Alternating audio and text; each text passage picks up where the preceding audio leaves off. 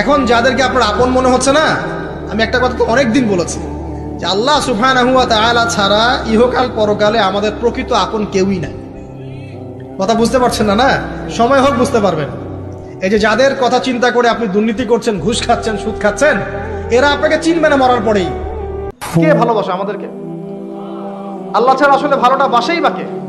আমাদেরকে সবচেয়ে ভালোবাসেন আমাদের রব আল্লাহ। সত্যিকারের ভালোবাসার ডেফিনেশনটা হচ্ছে যে আপনি নিঃস্বার্থভাবে কাউকে ভালোবাসেন। আমাদের আশপাশে যারা আছে, যারা হালাল, ইভেন হালাল, আমার মা, আমার বোন, আমার বাবা, আমার স্ত্রী, আমার ছেলে, আমার মেয়ে, এদেরও যদি কখনো স্বার্থে আঘাত পড়ে, দেখবেন সেও আপনার পাশ থেকে সরে যাচ্ছে। এমন হয়নি কখনো? আপনার বন্ধু, আপনার ব্যবসার পার্টনার, আপনার বস, আপনার কলিগ, ওদের স্বার্থে আঘাত হলে ওরাও সরে যাচ্ছে পাশ থেকে। জিগরি দোষ সরে গেল পাশ থেকে, হয় না এমন? ভালোবাসা দুই প্রকার। বলেন কয় প্রকার? আমার সাথে বলেন, এখানে শেষ করে দিব 10টা মিনিট। ভালোবাসা কয় প্রকার?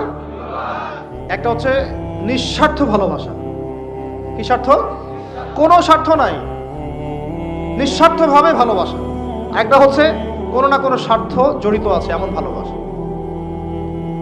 আপনার স্ত্রীর চাহিদাও যদি আপনি পূরণ করতে ব্যর্থ হন, দেখবেন স্ত্রীর সাথে আপনার গন্ডগোল লেগে যাচ্ছে, যদিও সে হালাল বৈধ। তাই না? এমন হয় না অনেক সময়? আমি তো অনেকদিন বলেছি, অনেকদিন আগেও বলেছি, 5 বছর 6 বছর আগে, যে মানুষ আসলেই মানুষের অবস্থানকে মূল্যায়ন করে। ভিতর থেকে মানুষকে শুধু মূল্যায়ন করে আল্লাহ রাব্বুল আলামিন। না হলে কি হতো? এই যে এত অন্যায় আমরা করেছি, আল্লাহ পাক কি আমাদেরকে ছেড়ে দিয়েছেন, ফেলে দিয়েছেন, গজবে ধ্বংস করে দিয়েছেন? এই যে আল্লাহ পাক যে আমাদেরকে মহব্বত করেন, ভালোবাসেন, তার প্রমাণ এগুলো। আল্লাহ পাক চান যে আমরা যেন ফিরে আসি। আল্লাহ পাক বলছেন, সারা দুনিয়ার সমান গুনাহও যদি সে করে ফেলে, আসমানের সমানও গুনাহ করে ফেলে, খালি তওবা করে ফিরে আল্লাহকে বলবে আস্তাগফিরুল্লাহাল্লাযী লা ইলাহা ইল্লা হুয়াল হাইয়ুল কাইয়্যুম ওয়া আতুবু ইলাইহি।